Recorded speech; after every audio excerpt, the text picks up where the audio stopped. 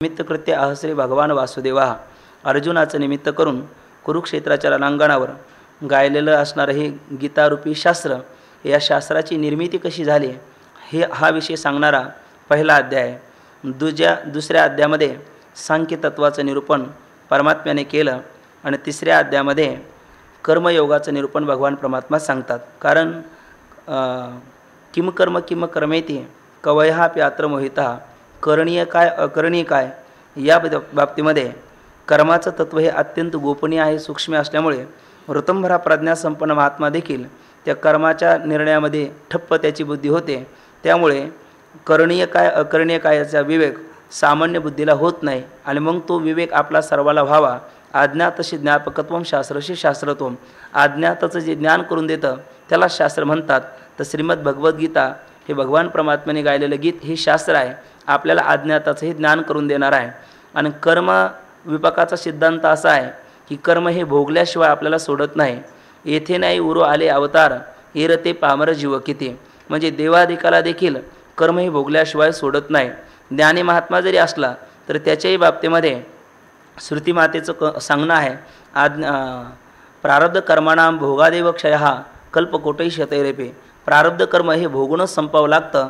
मग कर्मे राम वनवासा गेला, कर्मे दशरथ पुत्र वियोगे मेला, कर्मे वियोग घडला सीतादेवी, परियेशी गव्हारा सादर या अभंगामध्ये कर्मविपाकाचा सिद्धांत सांगत असताना माऊली ज्ञानोबरायाने सुद्धा हे कर्म कोणाकोणाला भोगल्याशिवाय सोडत नाही याचा विषय सांगितला. मग त्यामध्ये कर्मातले काही प्रकार आहे, विहित कर्म आणि निषिद्ध कर्म असे मुख्य दोन प्रकार, त्या विहिताचे 4 प्रकार. असा करून हा सगळा असणारा कर्म विकर्म अकर्म हा सगळा असणारा कर्माचा प्रपंच, इदम कुरु इदम मा कुरु, काय केल्याच्या नंतर आपल्याला काय फल प्राप्त होणार आहे, हा सगळा कर्माचं यथोचित निरूपण करणारा हा तिसरा अध्याय आहे. यामध्ये डोंगरे महाराजांचं एक मारवाडी भाषेतलं पद आहे, कर्म आपल्याला भोगल्याशिवाय सोडत नाही, ज्याचं कर्म हे त्यालाच भोगावं लागतं. ज्ञानोबरायाचंही सांगणं हेच आहे, आगा कर्मे जे उरावे तेही सुखदुःखी फळा यावे, तया ते भोगावया यावे देहा एका, म्हणजे कर्म हे भोगावं लागतं. महाराजही म्हणतात, भोगतो न घडे संचेता वाचुने, करावे ते म्हणी समाधान. हा भोग कर्माचा भोग ज्याचा त्यालाच भोगावा लागतो. डोंगरे महाराजचं मारवाडी भाषेतलं सांगणं आहे की ज्याचं त्याला म्हणण्यापेक्षा ज्या इंद्रियाने कर्म केलं त्याच इंद्रियाला भोगावं लागतं. ही ती इंद्रियसुद्धा कॉम्प्रोमाइज तडजोड करत नाही, एकमेका सहाय्य करू अवघे धरू सुपंत असं प्रमाण इंद्रिय कधीच म्हणत नाही. म्हणजे कर्माच्या बाबतीत. भक्तीच्या बाबतीत आहे, तुम्ही आम्ही खेळीमेळी गदारोळी आनंदे एकमेका सहाय्य करू, पण कर्माच्या बाबतीत आपुले आपण करा सोडवण. ज्या इंद्रियाने कर्म केलं त्याच इंद्रियाला ते कर्मफल भोगावं लागतं. मारवाडी भाषेत ते बोलतात, आंबा पेडपे छो देख्या दोजाना, देख्या सो दवड्या नाही, दवड्या दोजाना, दवड्या सो पकडी जा नाही, पकडी जा दो जना, पकडी जा सो काटी जा नाही, काटी जा घनो जना, काटी जा सो रस चाख्या नाही, रस चाख्या एक जना. आंबा पाडावर आहे, पाहिला 2 डोळ्याने, पाहिला ज्या डोळ्याने ते पळाल्याने घेण्याकरता धावले 2 पाय, जे पाय घेण्याकरता धावले त्या पायाने घेतला नाही, तोडला 2 हाताने, ज्या 2 हाताने तोडला ते 2 हाताने तो खाल्ला नाही, फोडला 32 दाताने, ज्या 32 दाताने त्याला फोडला त्या 32 दाताने त्याची चव चाकले नाही, रस चाख्या एक जना, म्हणजे रस चाकला एका जिभेने. पण आता हे विश्वच माझे घर अशी याच्या अंतकरणातली व्यापकता असल्यामुळे पाडावरचा आंबा याने तोडला आणि तिथेच खायला बसला. आता बऱ्याच वेळेला ज्यानी गाय असते ती सुटून जाते आणि एखादी तिच्या संगतीत गेली की तीच सापडते आणि तीच मार खाते. तसं रोजची चोरी होत असल्यामुळे तो शेतीमालक रागावला होता आणि दबा धरून तो बसला होता आणि हा पाडाचा आंबा तोडला आणि तिथेच खात असल्यानं चोर आपल्या आज हाती लागला म्हणून त्याला आनंद झाला आणि आनंदाच्या भारामध्ये त्याने जास्तच त्याला मारला. म्हणून महाराज पुढं म्हणतात, काय रस चाक्या सो कुटीजा नाही, कुटीजा 2 जना. आणि पुढचं वाक्य महत्त्वाचं आहे, कुटीजा सो रोया नाही, रोया 2 जना, म्हणजे पाहिला होता 2 डोळ्याने, शेवटी रडावं 2 डोळ्याला लागलं. मध्ये फेराफार कसाही होत असेल पण 2 डोळ्याने पाहिला तर 2 डोळ्यालाच जर रडावं लागत असेल म्हणजे कर्मफल हे भोगल्याशिवाय आपल्याला सोडत नाही. मग कर्म जर भोगल्याशिवाय आपल्याला सोडतच नाही तर वाईट कर्म केलं तर त्याचं फल आहे पाप आणि शुभ कर्म केलं तर त्याचं फल आहे पुण्य. आणि पापाशी फलम दुःखम पुण्याशी फलम सुखम. वाईट कर्म केलं म्हणजे निषिद्ध कर्म केलं तर त्याचं फल आपल्याला दुःख भोगावं लागणार आणि विहित कर्म केलं तर त्याचं फल आपल्याला सुख भोगावं लागणार. शेवटी भोग तर हा अटळ असेल तर मग वाईट तरी कर्म आहे आणि म्हणजे विहित तरी कर्मच आहे, निषिद्ध तरी कर्मच आहे. मग विहित कर्म करण्यापेक्षा निषिद्ध कर्म करण्यापेक्षा का बरं आपण विहित कर्म करू नये आणि विहित कर्माचं फल पुण्य प्राप्त करून त्याचा सुख उपभोग काय होऊ नये. पण मग कोणतं कर्म विहित आहे, कोणतं कर्म निषिद्ध आहे, किम करू किम काय इदम करू आणि इदम मा करू हे स्वबुद्धीने आपल्याला कळणं शक्य नाही. मग त्या कर्माचा विपाकाचा सिद्धांत आपल्याला यथोचित करावा. तळ हातावरी वाटोळा डोलत देखीचे आवळा तैशी ज्ञान तुझं डोळा दावू आम्ही. तो कर्मविपाकाचा सिद्धांत हा मानवी बुद्धीला स्वयंबुद्धीच्या बाही रेगाले तयाची शुद्धीचे नाही, एक जाणवीच्या डोही गर्वेची गिळले म्हणून ते आपल्याला कळावं. म्हणून दयाद्र अंतकरणाने श्रुतीतलं असणारं म्हणजे एक लक्ष श्रुती त्यातलं सार आपण म्हणतो महाभारतात आलं. आणि महाभारताचं असणारं सार हे 700 श्लोक आणि 18 अध्यायाच्या श्रीमद भगवद्गीतेत आलं. आणि सर्व वेद महाभारत पुराण या सगळ्यात असणारा कर्मविपाकाचा जो सिद्धांत आहे तो अगदी संक्षेपाने सूत्ररूपाने पण आपल्याला कळेल रुचेल पटेल अशा भाषेमध्ये भगवान परमात्माने आपला शिष्य भक्त सखा अनेक नाते ज्या अर्जुनाशी आहे त्या अर्जुनाचं निमित्त करून इथे कर्मविपाकाचा सिद्धांत या द्वितीय अध्यायामध्ये आपल्याला सांगितला. आता या द्वितीय अध्यायाचा आरंभच भक्तराज अर्जुन यांच्या मुखातून आहे. रुजुत्वात अर्जुन हा सरळ अंतकरणाचा मनसी एकम क्रियशी एकम वचशी एकम महात्मना मनशान्यत वचशान्यत क्रियशान्यत दुरात्मना. जे मनात तेच वाणीत आणि जे वाणीत तेच क्रियेत असा सरळ स्वभावाचा असणारा भक्तराज अर्जुन सुमन आणि शुद्धमती अनिंदुको अनन्यगती पैगा गौप्यही तयाप्रती चावळीजी सुखे असा या अधिकाराने संपन्न असणारे अर्जुन महाराज या अध्यायाच्या आरंभाला भगवान परमात्मा श्रीकृष्णांना अर्थात आपले गुरूंना वसुदेव सुतम देवम कंसचानोर मर्दनम देवकी परमानंदम कृष्ण वंदे जगद्गुरु. जगद्गुरु असणाऱ्या भगवान श्रीकृष्णाला अर्जुनांनी प्रश्न केला. अर्जुन वाचे अर्जुन म्हणाले जायशी चेतकर्म नसते मता बुद्धिर जनार्दन तत्किम कर्मणी घोरे माम नियोजेशी केशव. अर्जुन म्हणतात हे जनार्दना चेतकर्मण बुद्धी जायशी ते माता म्हणजे कर्मापेक्षा म्हणजे आपला निष्काम कर्मयोगापेक्षा आत्माला सन्मुख होणारा हा ज्ञानयोग आहे हा श्रेष्ठ आहे असं जर तुमचं मत असेल तर मग हे केशव माम घोरे कर्मणी किम नियोजेशी या भयंकर असणाऱ्या हिंसा बहुल असणाऱ्या या क्रूर युद्धरूपी कर्मामध्ये तुम्ही माझी का बरं प्रवृत्ती करत आहात. म्हणजे तुमचं सांगणं आहे दोन योग आहेत, एक कर्मयोग आहे आणि एक ज्ञानयोग आहे. आणि ज्ञानयोग यापेक्षा कर्मयोगापेक्षा ज्ञानयोग श्रेष्ठ आहे असं तुमचं या द्वितीय अध्यायातल्या उपसंहाराला तुमच्या बोलण्यावरनं मला लक्षात आलं. मग कर्मयोगापेक्षा जर ज्ञानयोग श्रेष्ठ असेल आणि तो ज्ञानयोग आपल्या जीवनातील सकल अनिष्टाची निवृत्ती करून इष्टाची प्राप्ती म्हणजे मोक्षाची प्राप्ती याची देवी याची डोळा भोगमुक्तीचा सोहळा असं फल देण्याचं सामर्थ्य ज्या ज्ञानयोगात आहे आणि तो ज्ञानयोग श्रेष्ठ आहे असं जर एकंदरीत तुमच्या बोलण्याचा कल मला दिसत असेल तर मग या असणाऱ्या हिंसापूर्ण बहुल असणाऱ्या युद्धरूपी क्रूर कर्मामध्ये तुम्ही माझी का बरं प्रवृत्ती करत आहात. आणि असं जर करत असाल तर तुम्ही माझी फसवणूक करत नाही का असं मला वाटतं. लाजसीना महाघोरी कर्मीसुता असा अर्जुनांचे उद्गार आहेत. म्हणजे या भयंकर कर्मामध्ये प्रवृत्त करताना परमात्मा आपल्याला लाज कशी वाटत नाही असं अर्जुन या पहिल्या श्लोकामध्ये भगवान परमात्म्याला बोललेत. कारण दुसऱ्या अध्यायाच्या उपसंहाराला शेवटी भगवंताचं बोलणं अर्जुनाला दिसलं. भगवंत बोलतात हे ब्रह्मस्थिती निश्चिम जे अनुभविता निष्काम ते पातले परब्रह्म आणाया असे. अर्थात ही जी ब्रह्मस्थिती आहे आत्मस्थिती आहे जी ज्ञानयोगाच्या माध्यमातून प्राप्त होणार आहे ती निश्चिम आहे म्हणजे अमर्यादा आहे. देशकाल वस्तू भेदमावळाला आत्मा निर्वाळाला विश्वाकारे अशी स्थिती आहे जे अनुभविता निष्काम. आणि निष्काम असणारा महात्मा जिचा अनुभव घेतो आणि अनुभव घेतल्याच्या नंतर अनायासे कुठलेही कष्ट न पडता तो परब्रह्म स्थितीला प्राप्त होतो. जे चिद्रूपी मिळता देहांतीची व्याकुळता आड ठाकू न शके चित्ता प्रज्ञा जया. त्या ठिकाणी जे चिद्रूपी मिळता ज्या असणाऱ्या आत्मस्वरूपाची उराउरी गाठ झाली असता अर्थात आत्मविषयक परिच्छिन्नतेची ब्रह्मविषयक परोक्षतेची भ्रांती निवृत्त झाली असता देह अहंतेची व्याकुळता जो देहांकार आहे आणि त्यामुळे पुनरपीचे जननम पुनरपी मरणम या सकल संसारामध्ये भोगत असताना जीवात्मा हा जो व्याकुळ झालेला आहे तर आड ठाकू न शके चित्ता प्रज्ञा जाया. ही व्याकुळता त्याच्या प्रज्ञेला आता मात्र आड प्रतिबंध करू शकत नाही. आणि मग ऐसे कृष्ण वाक्य ऐकिले ते अर्जुने मणी म्हणितले आता आमुची याची काजा किर आले उपपत्ती या. अर्जुन स्वतःच्या मनात विचार करतात की भगवान परमात्म्याचं हे बोलणं आपल्या आता हे उजव्या खांदी आलेलं आहे, म्हणजे आपल्याला पहिलाच या हिंसक कर्म करण्याचा तिटकारा आला आणि परमात्म्याने त्या कर्माचा निषेध केला, म्हणजे आता सहजच आपण याच्यातून सुटलो का असं अर्जुनाला वाटायला लागलं.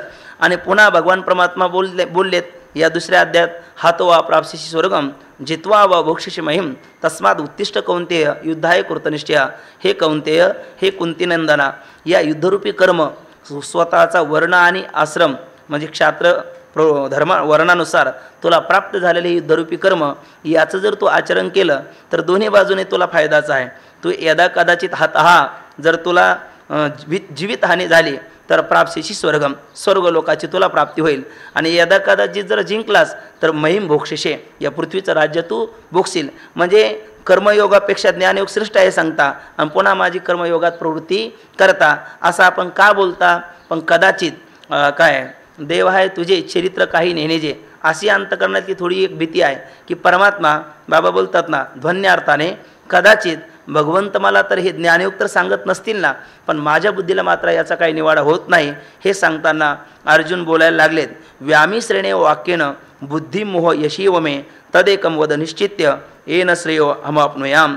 भगवान परमात्मन आपण हे व्यामिश्रेण इव वाक्येन मे बुद्धी मोहयशी इव येन अहम श्रेय अपनुयाम तत् एकम निश्चित्य वद असं अर्जुनांचं बोलणं आहे. याचा अर्थ या ठिकाणी अर्जुन हे विपर्यायात नाही तर विस्मरणात आहे. आपण म्हणतो निरधिष्ठानो कुतो भ्रम, अधिष्ठानाशिवाय तर भ्रम होत नाही. आद्यस्थ पदार्थाची प्रतीती येण्याकरता त्याला अधिष्ठानाची अपेक्षा असते आणि आद्यस्थाची प्रतीती ज्या अधिष्ठानाच्या ठिकाणी येते ते अधिष्ठानसुद्धा सत्य असावं लागतं. मग आत्मस्वरूपाच्या ठिकाणी या विष्टी समष्टी असणारी पदार्थाच्या आपल्याला प्रतीती येण्याकरता तो भ्रम होण्याकरता सुद्धा अधिष्ठानाचं ज्ञान असावं लागतं का अज्ञान. तर आपल्याला काय म्हणतात, सामान्य स्वरूपाचं ज्ञान आणि विशेष स्वरूपाचं अज्ञान असलं की मग भ्रम होतो. त्या भ्रमामध्ये दोन प्रकार, एक संवादी भ्रम आहे, दुसरा विसंवादी भ्रम आहे. संवादी भ्रम त्याला म्हणतात ज्या फलाने इष्टफलाची आपल्याला प्राप्ती होते त्याला संवादी भ्रम म्हणतात, आणि इष्टफलाची प्राप्ती ज्यात होत नाही त्याला विसंवादी भ्रम म्हणतात.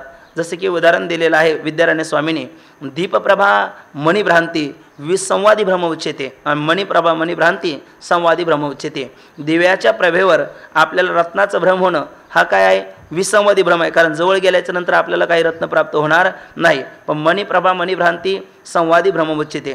मण्याच्या प्रभेवर आपल्याला त्या रत्नाच्या प्रभेवर जर रत्नाचा भ्रम झाला, त्या प्रभेला आपण रत्न समजलं पण ते काही रत्न नाही, पण त्या प्रभेलाच रत्न समजून आपण त्या प्रभेपर्यंत जर घ्यायला रत्न म्हणून घ्यायला गेलो तर खरं रत्न आपल्या हातात येणार, म्हणजे तो भ्रमच आहे. पण तो कोणता भ्रम आहे, संवादी भ्रम आहे आणि विसंवादी भ्रम आहे.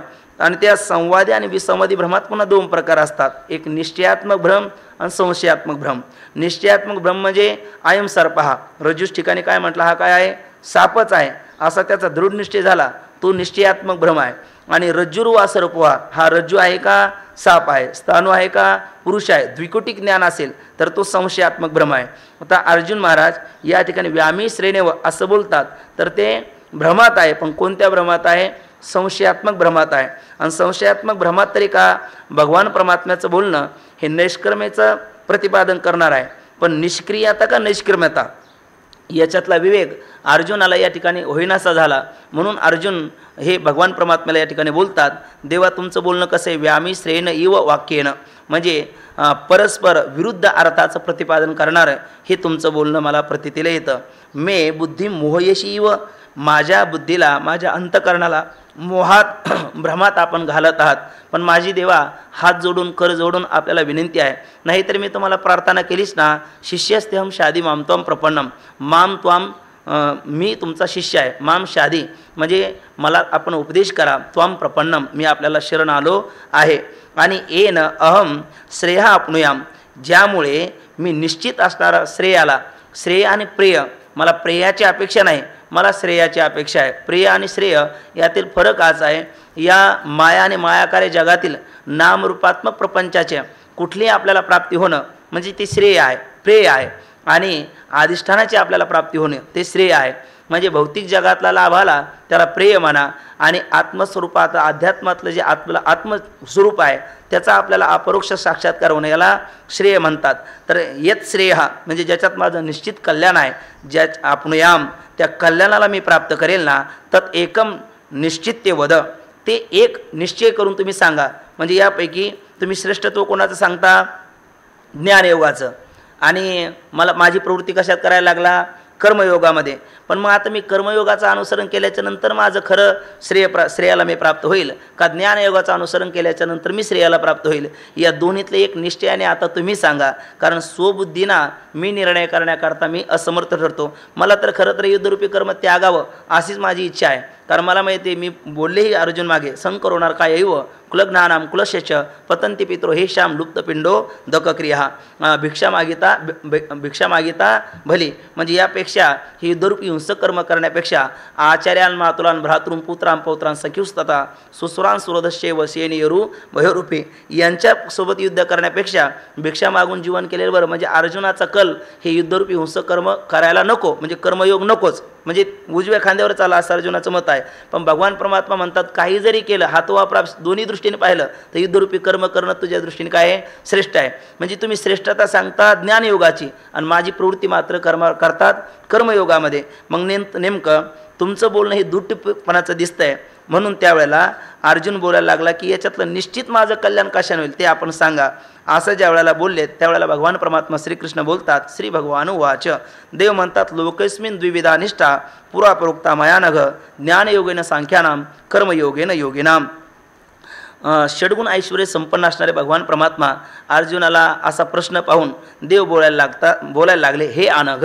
काय गोड विशेषण वापरलं. बाबा कधी काय म्हणत असतात, गीता ही कोणाला ऐकायला भेटते? जो पाप भिरू आहे त्याला गीता ऐकायला भेटते. जो पाप पुण्य म्हणजे भूलथाप आहे असं म्हणणार आहे त्याला गीता ऐकायला भेटत नाही, आणि ऐकली तरी त्याला ती कळत नाही, पचत नाही, त्याला झेपणं ते कठीण आहे. म्हणजे गीतेचा खरा अधिकारी हा पाप भिरू आहे, पापाला जो भीतो. आणि अर्जुन हे खरे पाप भिरू आहेत.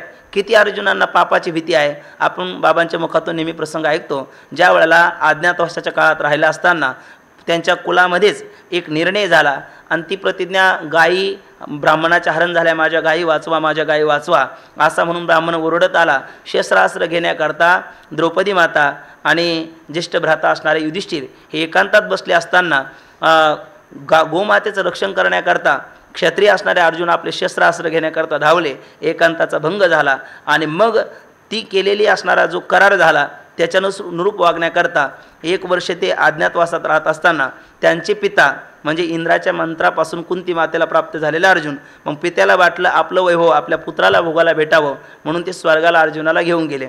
स्वर्गाला गेल्याच्या नंतर अर्जुन हे काय आहे, स्त्रीचं सौंदर्य हे देहिष्ठेत असतं तर पुरुषाचं सौंदर्य आपल्या पराक्रमात असतं.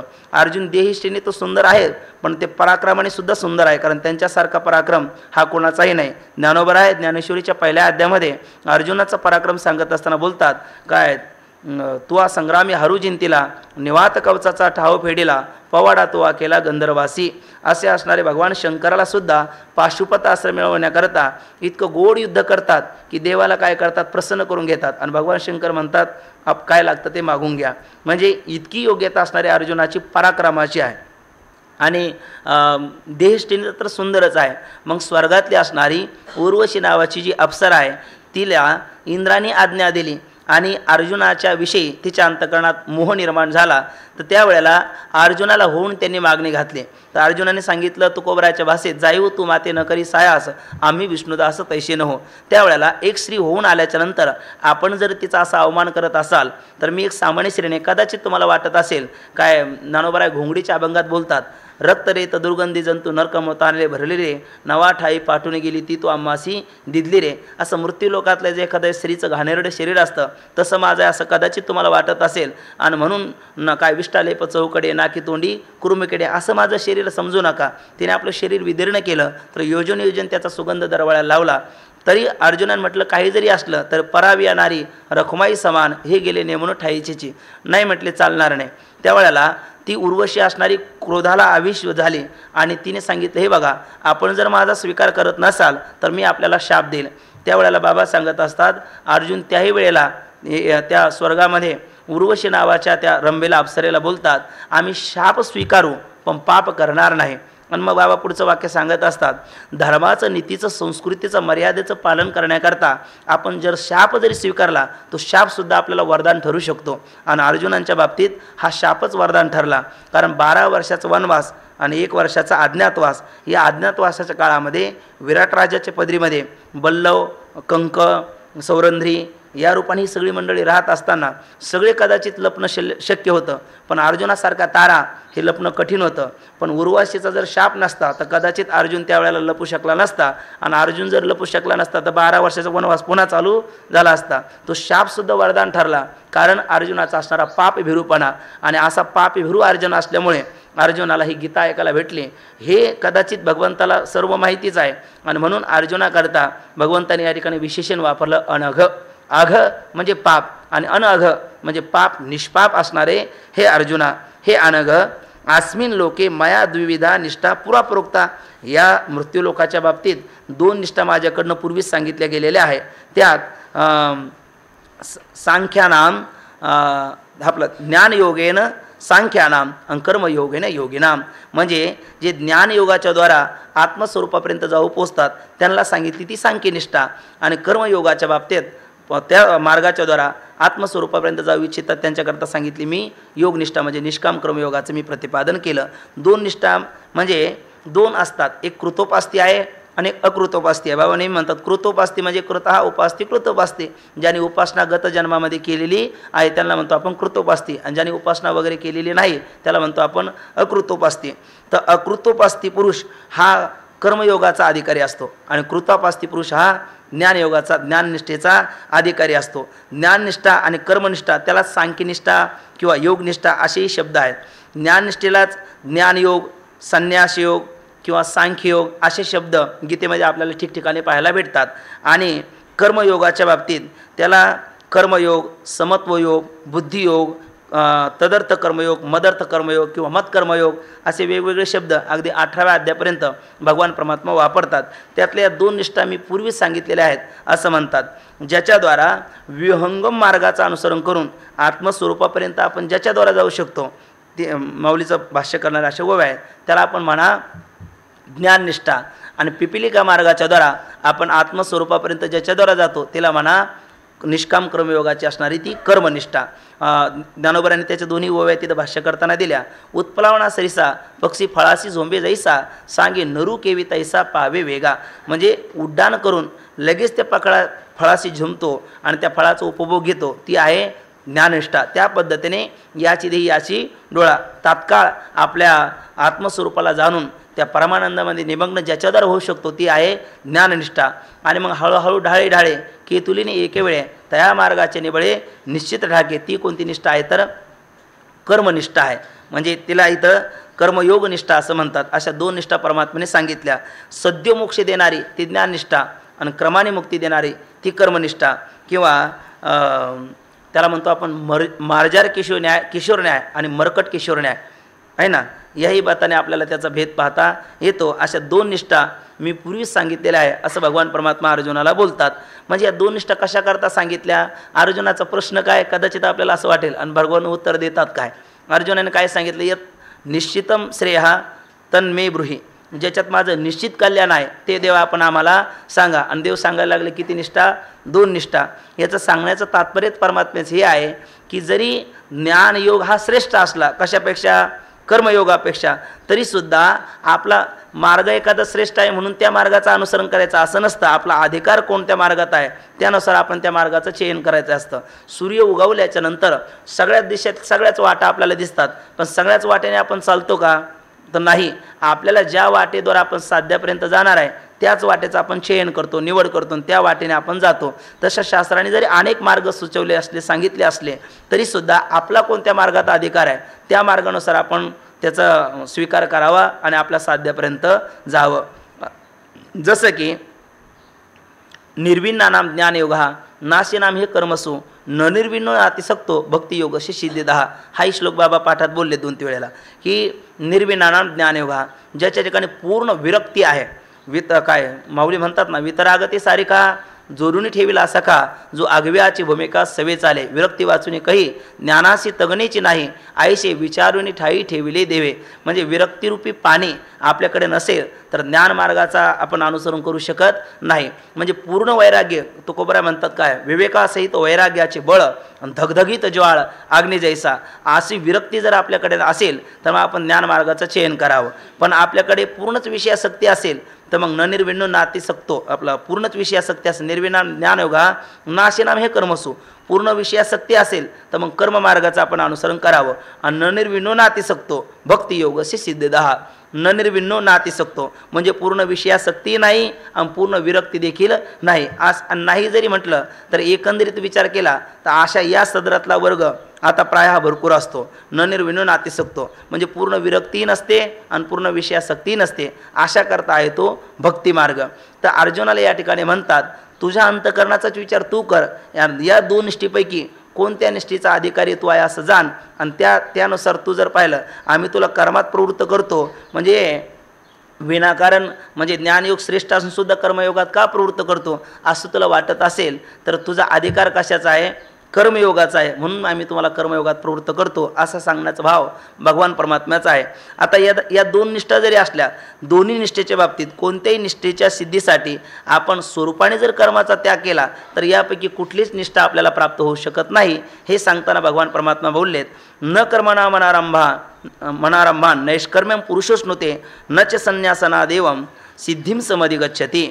म्हणजे कर्मणाम अनारंभात पुरुष नैष्कर्म्यम न अश्नुते विहित असणाऱ्या कर्माचं आचरण केल्या वाचून कोणताही पुरुष नैष्कर्म्यम न अश्नुते म्हणजे नैष्कर्म्य स्थितीला प्राप्त करू शकत नाही. नैष्कर्म्य स्थिती म्हणजे काय अशी स्थिती का ज्या ठिकाणी किती आपण कर्म केलं तर बीजांकुर रूपाने ते पुन्हा उत्पन्न होत नाही आणि आपल्याला त्याचा फलभोग पुन्हा भोगायला लागत नाही. कसं भर्जित बीजवत दग्ध बीज न्यायाने भाजलेलं बी असलं आणि ते जमिनीत टाकलं तर ते पुन्हा जसं उगवत नाही तसं कर्म केल्याच्या नंतर पुन्हा ते फल देण्याकरता आपल्याला सन्मुख होणार नाही. अशी जी एक अवस्था त्याला म्हणतो आपण नैष्कर्म्य स्थिती. अशी नैष्कर्म्य स्थितीला जरी आपल्याला जायचं असेल तरी ते कर्मयोगाचं अनुसरण केल्या वाचून नाही. तुम्ही म्हणाल कसं मुलं जर शाळेत गोंधळ घालत असेल तर गुरुजी अचानक येतात आणि गुरुजी जोपर्यंत बोलत नाही गुरुजीला जर मुलाचं बोलणं थांबावं असं वाटत असेल तर गुरुजीचं बोलल्याशिवाय मुलाचं बोलणं थांबू शकत नाही. गुरुजीच्या बोलल्याशिवाय गुरुजी काय करतात अरे आता कोणी बोलू नका हे गुरुजी काय केले बोललेच ना पण या गुरुजीच्या बोलण्याला बोलणं म्हणू नये. का बोलणं म्हणू नये कारण त्या बोलण्याने सगळ्याचा अबोला केलेला आहे. तसं ही विहित कर्म आणि ते निष्काम कर्म ईश्वरार्पण बुद्धीने केलेलं कर्म असेल तर त्या कर्माला कर्म म्हणू नये कारण बीजंकुर रूपाने ते फळ आपल्याला द्यायला सन्मुख होत नाही. पण याकरता डायरेक्ट इनडायरेक्ट आपला अधिकार नसताना आपण जर कर्माचा त्याग करत असेल तर मग मात्र ते नैष्कर्म्य स्थिती आपल्याला प्राप्त होणार नाही.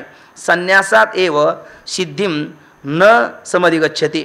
आणि भगवान परमात्मा म्हणतात ज्ञाननिष्ठे वाचून आपण केवळ असणाऱ्या कर्माचा त्याग म्हणजे बाह्य त्यागी आणि अंतर्भोगी अशा पद्धतीने वरकरणे आपण कर्माचा जर त्याग केला तर सिद्धी शब्दाचा अर्थ या ठिकाणी मोक्षसिद्धी. अशी मोक्षसिद्धी आपल्याला कधी प्राप्त करून घेता येत नाही. म्हणून आपला अधिकार पाहावा आणि त्यानुसार आपण त्या मार्गाचं चयन करावं. आता क्षणमात कदाचित तू म्हणशील नाही पण देवा आम्ही जर कर्माचा त्याग केला तर चालणार नाही का अधिकार नसताना. तर म्हटले अधिकार नसताना आपण जर कर्माचा त्याग केला तर कर्माचा त्याग आपण करू शकत नाही. तेवढंच काय ज्ञानी असेल किंवा अज्ञानी असेल ज्ञानी प्रारब्धशील जीवन आहे तोपर्यंत आणि अज्ञानी तर जाणीवपूर्वकच तो कर्माचा कधीच त्याग करू शकत नाही. माऊलीने ओवीसुद्धा आपल्याला दिली संग जो प्रकृतीचा तो त्यागू न घडे कर्माचा आणि आयशी आहे त्यागू म्हणे ते त्याचा आग्रह चिवरे. प्रकृतीचा जोपर्यंत आपल्याला संग आहे तोपर्यंत आपण कर्माचा त्याग करू शकत नाही. आणि जर एखादा म्हणू लागला मी करेल तर त्याचा काय होईल आग्रहच उरणार आहे. कारण काही न करणं हे सुद्धा काय करणंच आहे ना. तुम्ही म्हणाल काही न करणं हे करणं कसं कारण हा म्हटलं आता मी निवांत बसलो आता मी काही करणार नाही पण बसणंरूपी करणं त्याने केलंच ना. म्हणजे काही न करणं सुद्धा काय करणं आहे. म्हणून प्रकृतीचा संग आहे तोपर्यंत आपण कर्माचा पूर्णतः त्याग करू शकत नाही. मग असं काही कर्म करावं की कर्मेची कर्मबद्धता मुमुक्षु सोडविले पंडुसुता. कर्म कर्माची अशी एक विलक्षण क्लुप्ती आहे, अशी एक हातवटी आहे की जी भगवंताने आपल्याला सांगितली. तशा पद्धतीने जर आपण ते कर्म केलं, ते करणंसुद्धा न करण्यात जमा होऊन निष्कर्मी सिद्धीपर्यंत आपल्याला ते नेऊ शकतं. पण जोपर्यंत आपल्याला प्रकृतीचा संग आहे तोपर्यंत पूर्णतः मात्र कर्माचा आपण त्याग करू शकत नाही. हे सांगताना भगवान परमात्मा म्हणतात, नहि कश्चित क्षणमपि जातु तिष्ठत्य कर्मकृत कार्यते हेवश कर्म सर्व प्रकृती जैर्गुणहि. कश्चित जातुहि क्षणमापि अकर्मकृत न तिष्ठति प्रकृतीयहि गुणहि अवशः सर्व कर्म कार्यते.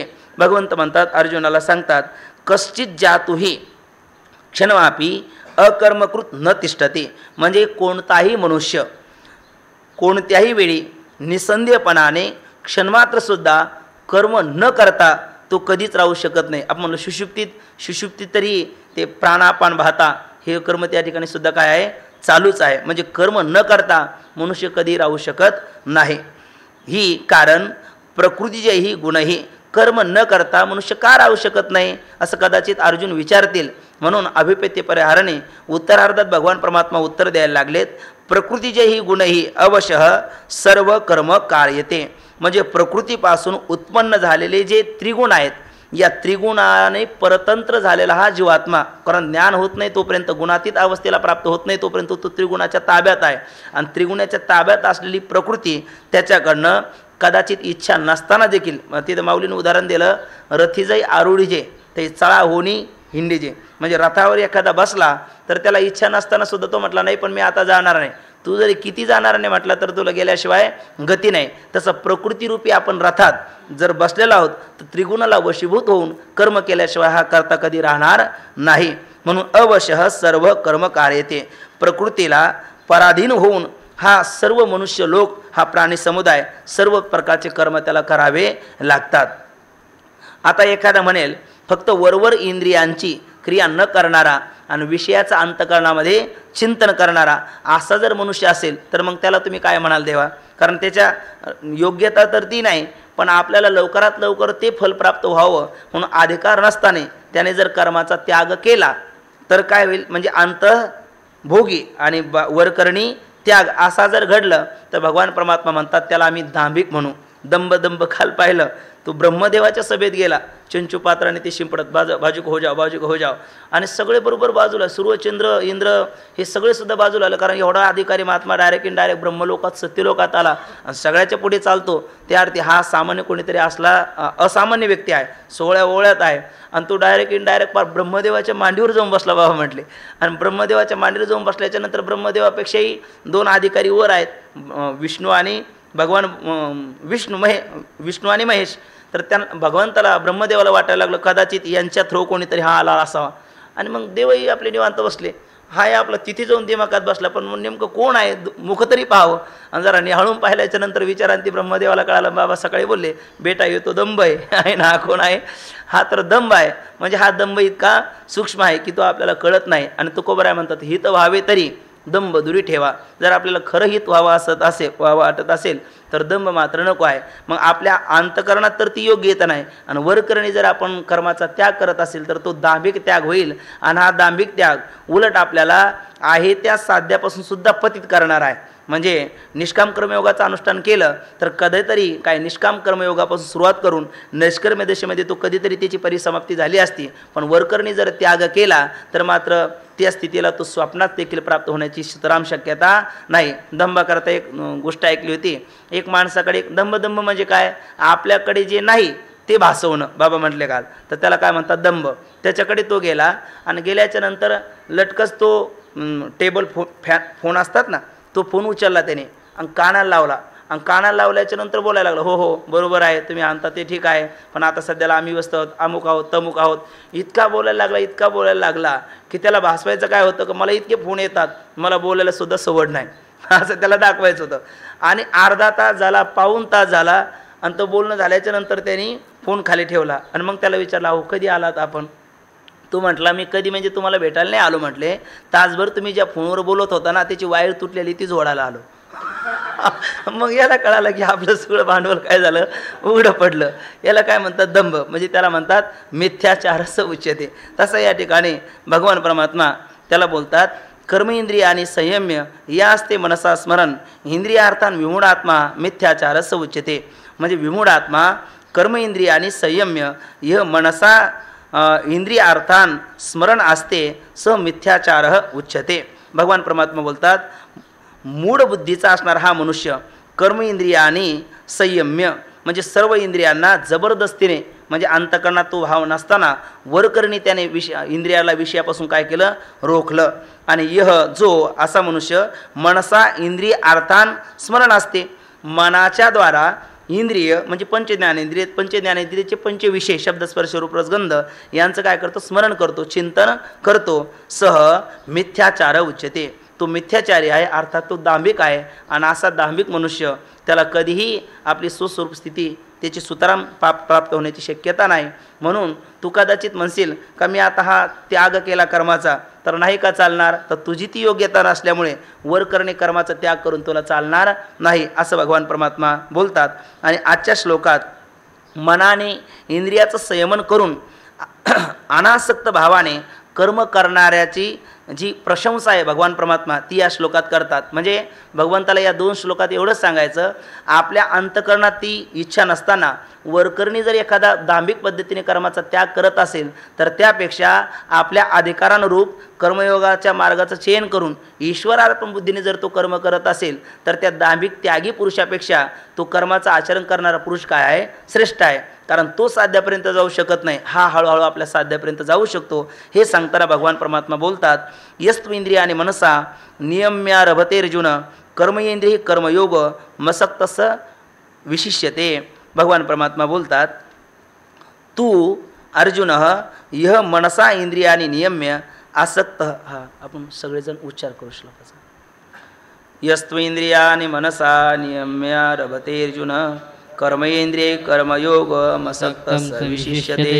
यस्त्वेन्द्रियाणि मनसा नियम्यारभते अर्जुन कर्मेंद्रिय कर्मयोग मसक्तस विशिष्यते.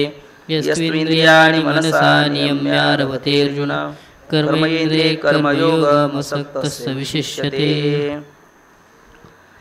यह तू इंद्रियाने मनसा नियम्य आरभते अर्जुन कर्मेंद्रिय कर्मयोगम आसक्तः सह विशिष्यते. तू परंतु हे अर्जुन यह मनसा इंद्रियानि नियम्य असक्तः कर्म इंद्रिय कर्मयोगम आरभते सह विशिष्यते. आता भगवान परमात्मा बोलतात अर्जुनाला तू नाम परंतु. मागच्या श्लोकात सांगितलं की अंतकरणामध्ये ती योग्यता नाही, मनाची मानसिक स्थिती ती नाही, पण त्या श्रेष्ठ फळ आपल्याला प्राप्त होण्याकरता वरकरणे त्याने कर्माचा त्याग केला. असा जर दांभिक पुरुष असेल तर त्यापेक्षा आपल्या अधिकारानुरूप कर्मयोगाचं चयन करून तया सर्वात्मका ईश्वरा स्वकर्म कुसुमाची विरा पूजा केल्या होया परातोषा लागी मगतीये पूजे रेजलिनी आत्मराजे आणि वैराग्य सिद्धी देजे पसायतया. हे सांगताना तो कसा श्रेष्ठ आहे हे सांगताना भगवान परमात्मा या श्लोकात बोलतात तू नाम परंतु अर्जुन हे अर्जुना यह मनसा इंद्रियानी नियम्य.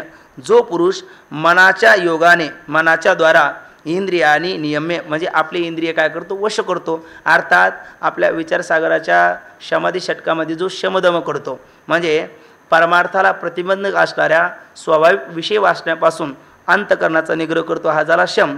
आणि परमार्थाला प्रतिबंधक असणाऱ्या स्वाभाविक विषय वासनेपासून इंद्रियाचा निग्रह करतो हा झाला दम. अशा शमदमादी साधनाच्या द्वारा मनाला वशीभूत करून त्या मन इंद्रियाचा राजा किंवा मनोदश इंद्रियाध्यक्षम. तर मन हे 10 इंद्रियाचा अध्यक्ष आहे. आपण डोळ्याने किती पाहायचं म्हणून ठरत नाही, त्याला मनाच्या मनात यावं लागतं तेव्हा डोळा पाहू शकतो, कानाच्या मनात यावं लागतं तेव्हा कान ऐकू शकतो. मनाच्या मनात असं आलं की कानाद्वारे ऐकायचं तेव्हाच कान ऐकतो, नाहीतर मनाच्या मनात नसेल आणि मन जर दुसरंच मनन करत असेल तर हे कानावर किती शब्द आदळले तरीसुद्धा ते आतमध्ये जात नाही, ते नळी फुंकली सोनारे आणि इकडून तिकडे गेले वारे असं घडतं. कारण मनाच्या अगोदर मनात यावं लागतं की आता आपल्याला शब्द ऐकायचे, मग मन त्या कानाला सांगतं आता ते शब्द आतमध्ये घ्यायला हरकत नाही. नाही तर मग किती शब्द पडले तर ते आत जात नाही जोपर्यंत मनाच्या मनात येत नाही. मग मनाने ठरवलं काय म्हणून तर सगळ्या संतांनी या मनाला जास्त प्रार्थना केली आहे. तुकोबराय म्हणतात मन करारे प्रसन्न सकल सिद्धीचे कारण मोक्ष अथवा बंधन सुख समाधान हरिकथा ते. मन मनुराजयक देहपुरी असे नांदतो त्यासी दोघी नारी पुत्र पौत्र संपन्न वारीन तेने कृपा केली आम्हावरी गा. या मनाने जर आपल्यावर कृपा केली ना तर ते परमसाध्य हे दूर नाही. पण मनाने जर कृपा केली नाही तर मग परमसाध्य किती दूर आहे ते किती जन्म फिरल्याच्या नंतर भेटेल हे मात्र सांगता येत नाही. म्हणून मन एव मनुष्यानाम कारणम बंध मोक्षे हो बंधाय विषयासक्तम मुक्तये निर्विषय स्मृतम. मनच मनुष्याच्या बंधालाही कारण आहे विद्यारायण स्वामी म्हणतात आणि मुक्तीलाही कारण आहे. विषयासक्त मन हे बंधाला कारण आहे आणि विषय वासना विवर्जित मन हे मुक्तीला कारण आहे. म्हणून मनाने ठरवलं आणि मनाच्या द्वारा मनाला वशीभूत करून मनाला विनंती करून, कारण या मनाची एक निके देखील या गोडीच्या ठाया सोके म्हणून अनुभव सुखाचे कौतुके दावीत जायचे. मन हे सोकलं ना मग तो वाईट विषय असो चांगला विषय असो फक्त त्याला हळूहळू अभ्यास अंगाने तो द्यावा लागतो. मन एकदा सोकलं का मग लाचावले मन लागलीसे गोडी आणि ते जीवे न सोडी आयशी झाले. जीव वास्तविक पाहता विषय हे गोड का कडू तर माऊली म्हणतात चंद्र हा पांढराच असतो पण दिठी वेदिले कवळे ते चांदणे ते म्हणे पिवळे. चंद्र हा पांढराच आहे पण ज्याची काविळाने रोगाने दृष्टीग्रस्त झाली त्याला पांढरा चंद्रसुद्धा काय दिसतो पिवळा दिसतो.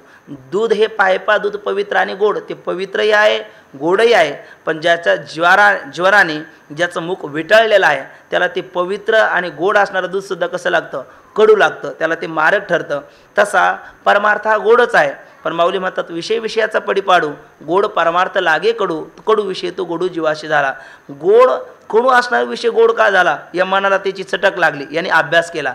मग कडू असणारा परमार्थ जर या मनाला त्याला हळूहळू देताना तो जर गोड लागत असेल तर गोड परमार्थ त्या मनाला गोड लागणार नाही का निश्चित लागणार. पण त्याला हळूहळू ते परमार्थ द्या अभ्यासाचे निबळे एकागती अंतराळे व्याघ्र सर्प प्रांजाळे केली एकी विशिके आहाडी पडे समुद्री पाय वाट जोडे आणि एकी वाघ ब्रह्म थोकडे अभ्यास केले. तुकोबराय म्हणतात असाध्य ते साध्य करिता सायास कारण अभ्यास तुका म्हणे. असं या मनाने हळूहळू अभ्यास केला कशाचा शमदमाचा आणि शमदमाचा अभ्यास करून इंद्रिय काय घेतले आपल्या ताब्यात घेतले. म्हणून भगवंत बोलतात जो पुरुष मनसा इंद्रियांनी नियम्य म्हणजे मनाच्या योगाने इंद्रिय वशीभूत करून असक्त म्हणजे असक्त अर्थात अनासक्त होऊन म्हणजे आपल्या अंतकरणाचं त्याविषयी तादात्म्य सोडून का तादात्म्याचा त्याग करून कर्म इंद्रिय ही कर्मयोगम आरभते. सर्व इंद्रियांच्या द्वारा 5 ज्ञानेंद्रिय घ्या आणि 5 कर्मेंद्रिय घ्या सकल इंद्रियाच्या द्वारा कर्मयोगाचे आचरण करतो. पण कोणतं कर्म सकाम कर्मही नाही निषिद्ध कर्मही नाही वेद प्रतिपादित श्रुती प्रतिपादित निष्काम कर्म ईश्वर अर्पण बुद्धीने त्या कर्माचं अनुसरण करतो. बरं तेही कोणत्याही कर्माचं नाही आपला वर्ण आणि आपला आश्रम यानुरूप प्राप्त झालेलं कर्म. शोमोदमस्तप ब्राह्मण असेल तर मग शोमोदमस्तप शौचम शांतिरार्जवमेवच ज्ञानम विज्ञानमास्तिक्यम ब्राह्मकर्म स्वभावजम. क्षत्रिय असेल तर शौर्यम तेजो धृतिर्दाक्षम युद्ध चाप्य पलायनम दानमीश्वर भाव क्षात्रम कर्म स्वभावजम परिचर्यात्मकम कर्म शूद्रशापी स्वभावजन आणि कृषी गौरक्ष वाणिज्यम वैश्य कर्म स्वभावजम.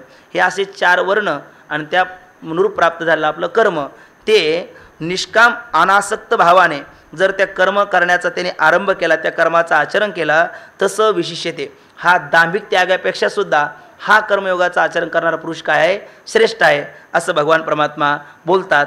ज्ञानोबरा त्यावरती भाष्य करतात. माऊली म्हणतात आता देई जो अवधान प्रसंगी तुझं सांगेन या नैराश्याचे चिन्ह धनुर्धरा. 7व्या श्लोकाच्या वरची एक ओवी. आता देई जो अवधान भगवान परमात्मा बोलतात अर्जुनाला आता मी जे बोलणार आहे त्याकडे तुम्ही काय करा अवधान द्या अर्थात लक्ष द्या.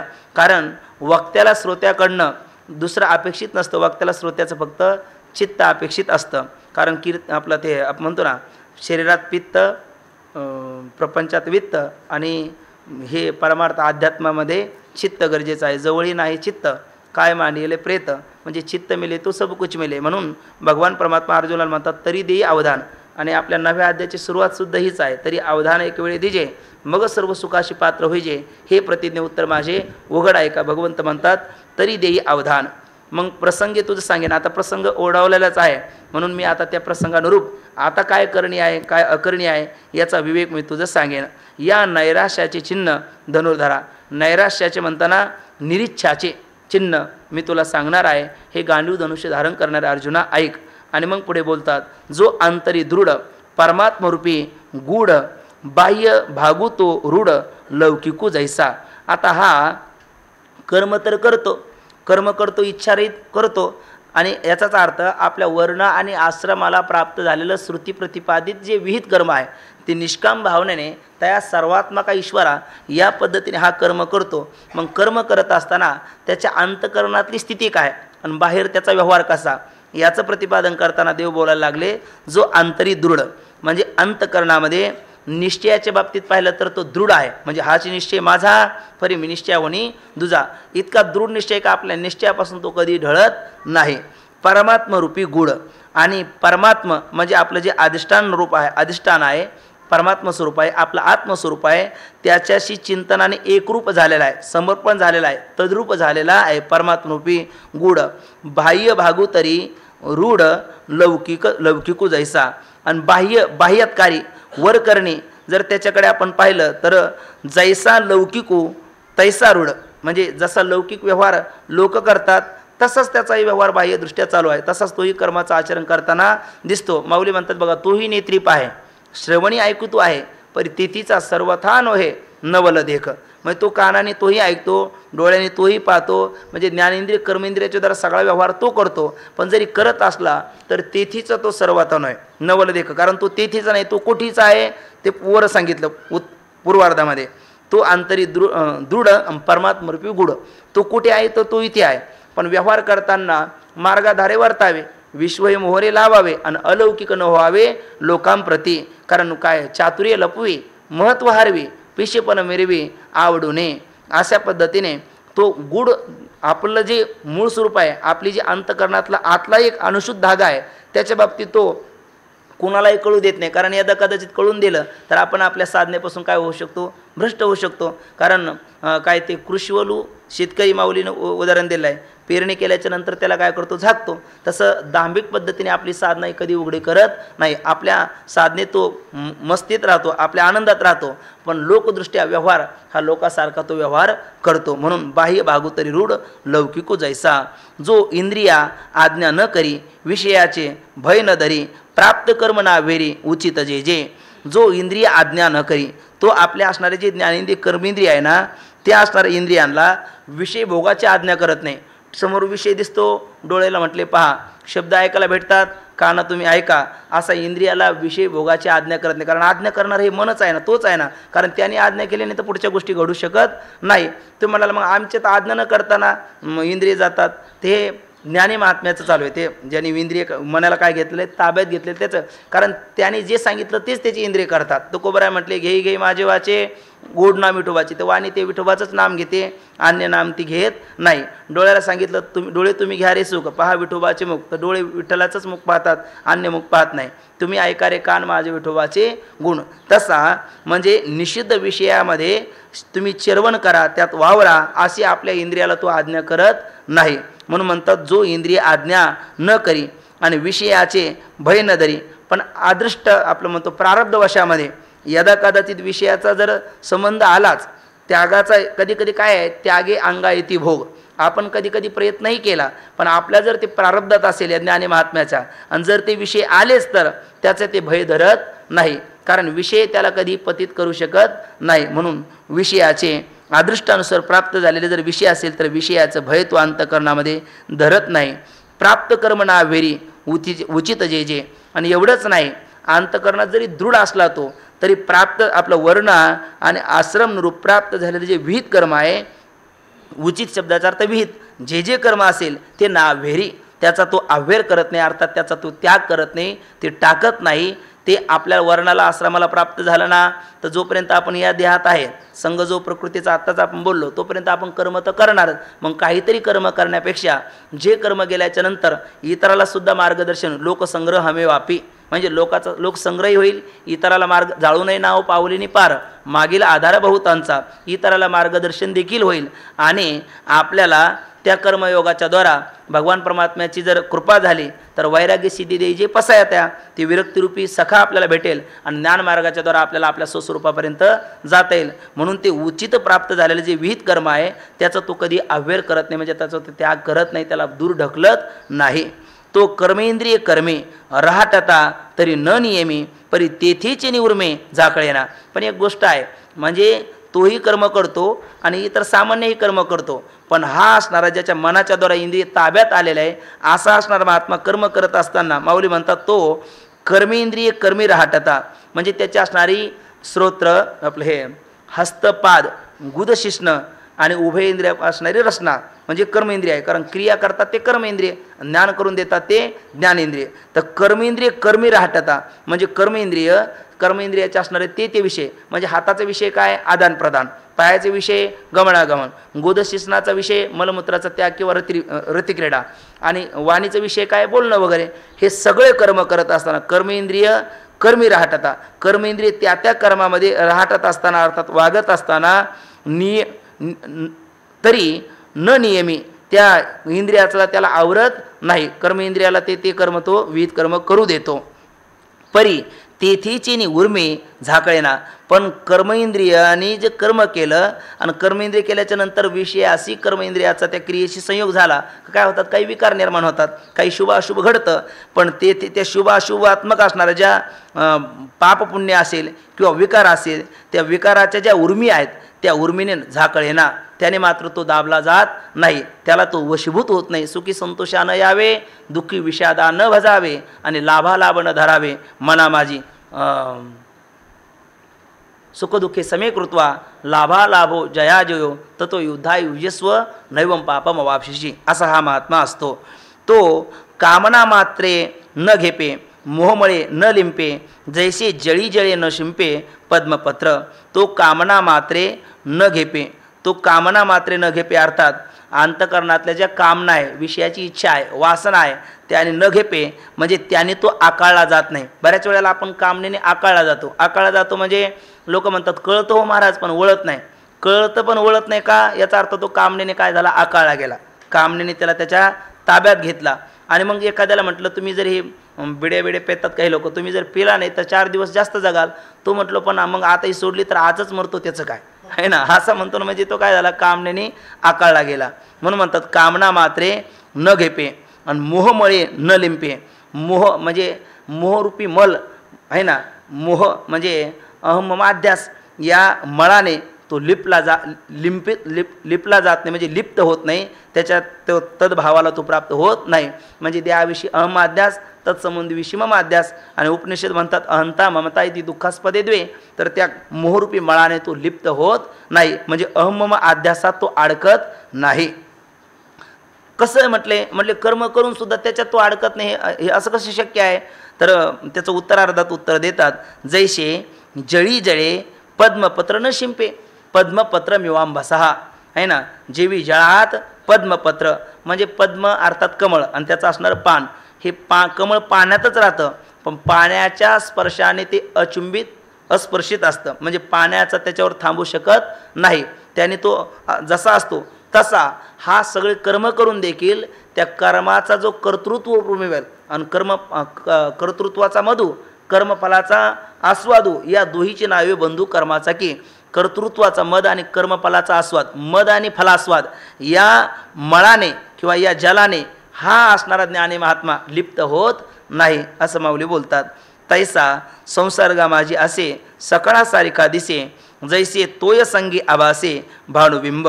तैसा संसर्गा माझी असे, संसर्गा माझी असे म्हणताना संसारात किंवा संघात उपाधीमध्ये त्या संबंधामध्ये त्याच्या विषयाच्या संगतीमध्ये तो वावरतो राहतो त्यांच्यात. संसर्गा माझी असे सकाळसारिखा दिसे, सगळ्यासारखा दिसतो. पामर लोकात गेला का त्यांच्यासारखा, विषयी लोकात गेला का त्यांच्यासारखा, मुमुक्षुत गेला का त्यांच्यासारख्या, मुक्तात गेला का सगळ्यासारखा दिसतो. पण सगळ्यासारखा दिसतो म्हणजे तसाच तो असतो असं मात्र नाही.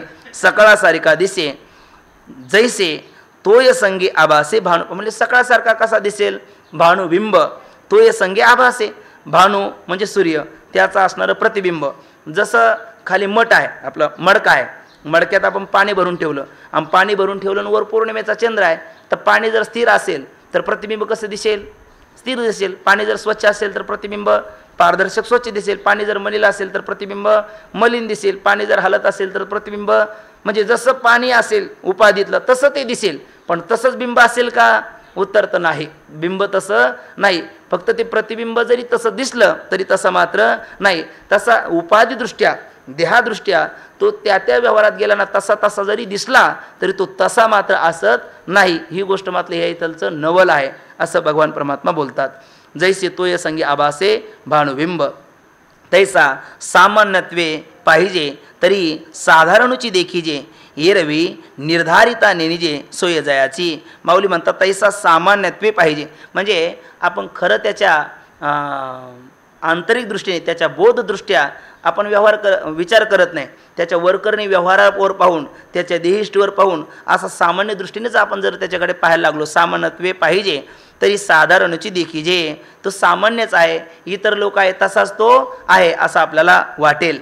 एरवी परंतु निर्धारिता आपण त्याचा बोधदृष्ट्या त्याच्या संगतीत राहून त्याच्या अंतकरणातला निश्चय जर आपण विचार करून पाहिला तर निर्धारिता जयाची सोय नेणे.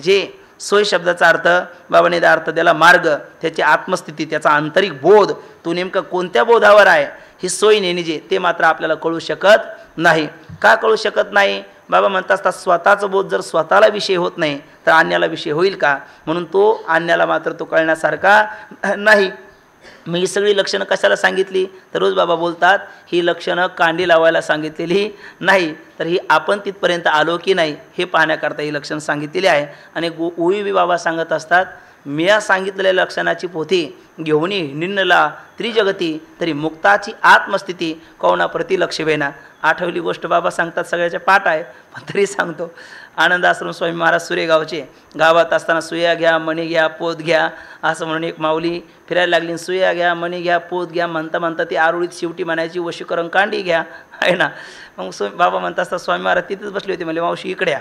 म्हणले काय म्हणलात तुम्ही? म्हणले सुया घ्या मणी घ्या पोत घ्या. नाजू काय म्हणले? वशीकरण कांडी घ्या. म्हणले वशीकरण कांडी काय असते? म्हणले जो मनुष्य आपल्याला वशीभूत होत नाही त्याला ती कांडी लावली का तो काय होतो? आपल्या वशीभूत होतो, म्हणजे आपल्या मनाप्रमाणे तो वागतो. म्हणले खरं आहे काय? म्हणले खरं आहे. म्हणले केवढ्याला? म्हणले 2 रुपयाला. बाबा म्हणत असतात स्वामी महाराज म्हणले 5 रुपये घे पण अगोदर प्रयोग मी करेल, म्हणजे जर ते प्रयोग सक्सेस झाला तर घेणार, अन्यथा नाही. ती म्हणली काही हरकत नाही. मग म्हणले अगोदर तुम्ही प्रयोग करून बघा नंतर कांडी घ्या. कांडी घेतली तिला लावायला लागली, ती पुढे पडायला लागली. म्हणजे मी बाबा म्हणत असतात मला म्हटले माझे कोण कांडी घेतो मलाच लावतो आहे ना. म्हणजे कांडी लावण्याकरता हे लक्षण सांगितले नसून हे आपण तिथपर्यंत आलो की नाही हे पाहण्याकरता हे सांगितले. पण तरी म्हणून तर मला निर्धारितास जयाची सोय नेनेजे. मग नेनेजे मग कधी आपण तिथपर्यंत आलो तर मग आपल्याला ते कळेल. हा सुसंवेद्य विषय आहे. आयसा चिन्नी चिन्हितू देखसी तोची मुक्तू आशा पास रहितू ओळखपा. आयशा चिन्नी चिन्हितू म्हणजे अशा लक्षणाने युक्त असणारा जै देखसी तोची मुक्तू. आशा म्हणजे थोडक्यात आपण सुद्धा आपल्याला वाटेल आपण मुक्त आहे कबद्ध आहे, आपण एवढं ऐकतो श्रवण करतो, पण मग आपली नेमकी आंतरिक स्थिती काय तर आपल्याला ह्या स्वतःला आजमावण्याकरता आहे. आशा चिन्ही चिन्हितो म्हणजे वर सांगितलेले लक्षण आहे.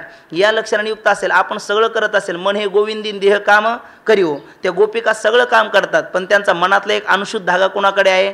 परमात्म्याकडे आहे. एखादी माऊली भांड्या घेऊन चालती, दुडीवरी दुडी गवळून साथी निघाली. बाबा म्हणत असतात घड्यावर घडे कितीतरी घडे असते आणि चांगल्या गप्पा मारत हातवारे करून बोलते, पण जरी ती बोलत असली तरी त्याच्या मनातला एक धागा कुठंतरी त्या घड्याकडे असतो, म्हणून तर ते घडे पडत नाही. तसा हा सगळं कर्म करत असून आपण देखील आपला अंतकरणातला कुठंतरी एक वृत्तीचा धागा जर अधिष्ठान स्वरूपाशी जोडलेला असेल आणि अहम देवस्मी ही भ्रांती नसताना अहम ब्रह्मास्मी या निश्चयाबद्दल आपल्याला कुठेही संशय तीळ मात्र सुद्धा नसेल तर समजाव आयशा चिन्ही चिन्हितो. या चिन्हाने आपण काय झालं? संपन्न झालं. तर आपण त्या तिथपर्यंत आहे असं आपण आपल्याला पाहावं. म्हणून म्हणतात आयशा चिन्ही चिन्हितो देखसी तोची मुक्तो. असा पासेल तर तोच काय आहे?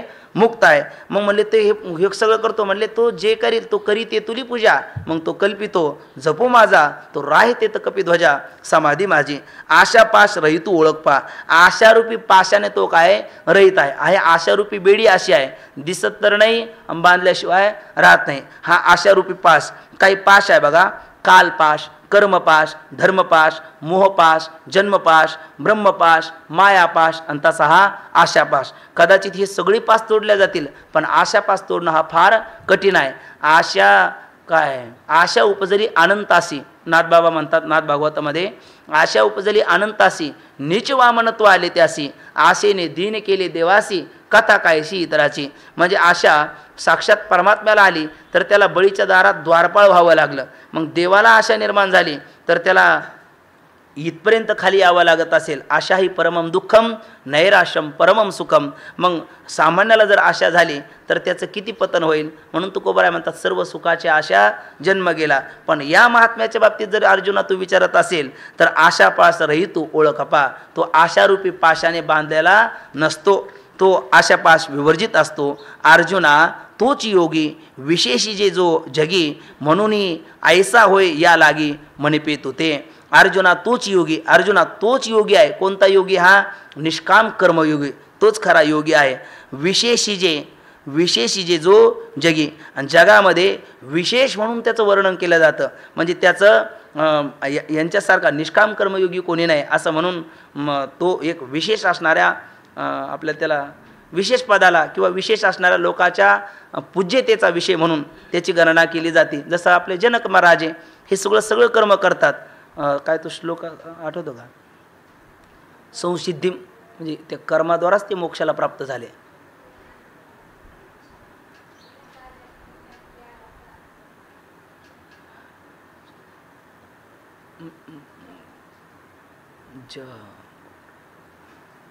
संसिद्धीम आपण्यात असं. संसिद्धी म्हणजे मोक्ष अपवर्ग. कर्म करूनच ते त्या मोक्ष स्वरूपाला प्राप्त झाले. अशा याचा श्लोक आहे, काय आठवण्यावर. विशेषे जे जो जगी म्हणून ऐसा होय या लागी म्हणिपे तू ते. म्हणून तू ऐसा होय या लागी म्हणिपे. तू असा हो म्हणजे अमुक धपक्या कर्माचा त्याग करू नको. अगोदर अधिकार संपन्न कर आणि अंतकरणात त्यागी आणि वरकरणी भोगी. म्हणजे फार झालं तर श्रुती वर्ण आणि आश्रम यानुरूप प्राप्त झालं आपले क्षेत्रीय कर्म आहे. पण तू मी करतो असा अहम करता आणि अहम भोगता असा कर्तृत्वाचा मद आणि कर्मफलाचा आस्वाद याने विवर्जित होऊन ईश्वर आज्ञा भूमिकेने आणि यद्यत करू मी अखिलम तत्तत् शंभो तव आराधनम. जे काही करीतो सेवा ते देवा समर्पे. अशा पद्धतीने तू हे कर्म कर. ऐसा म्हणिपे ऐसा होय या लागी म्हणिपे तू ते. तू असा हो याच्याकरता ह्या सगळ्या गोष्टी अर्जुना मी तुला सांगितल्या. आणि तू मनसा नियमू न करी मनसा नियमू करी निश्चळ होय अंतरी मग कर्म इंद्रिय व्यापारी वर्त तू सुखे. तू मनसा नियमू करी. तू मनाचं काय कर? नियमन कर, आकलन कर, दम कर. मन आपल्या ताब्यात घे. मनाचा तू काय हो? राजा हो. मन तुझ्या म्हणजे तू मन हे मीच करी माझे भजनी प्रेम धरी सर्वत्र नमस्कारी मज एकाते. मन स्वतःच्या वशीभूत करून घे. निश्चळ होय अंतरी आणि आत्मस्वरूपाच ठिकाणी नितराम स्थिती निश्चल हा. म्हणजे आत्मस्वरूपाचं चिंतन करणारा तत्चिंतनम तत्कथनम अन्योन्य तत्प्रबोधनम एतदेक परत्वंच ब्रह्माभ्यासम विदुर्बुधा. असा आत्मस्वरूपाच ठिकाणी निश्चल तू हो. जो सुस्वरूपी अति निश्चळ त्याची मुमुक्षुची इच्छा प्रबळ असे दयेचीच मूर्ती केवळ. म्हणून दास होती त्यांचे विचारसागरामध्ये निश्चलदाजीचं वर्णन करताना. तसा अर्जुना तू हो. मग कर्मेंद्रिय व्यापारी सुखे वर्त तू. मग तुझे असणारे कर्मेंद्रिय कर्मरूपी व्यापारामध्ये सुखाने वर्तन करून दे. त्या कर्माचा असणारा लेप किंवा बाद तुला मात्र लागणार नाही. नियतम कुरु कर्मत्वम कर्मजायो हे कर्मणः शरीरयात्रा पिचते न प्रसिद्धेद कर्मणः. नियतम कुरु कर्मत्वम हे कर्मणः शरीरयात्रा पिचते न प्रसिद्धेद कर्मणः.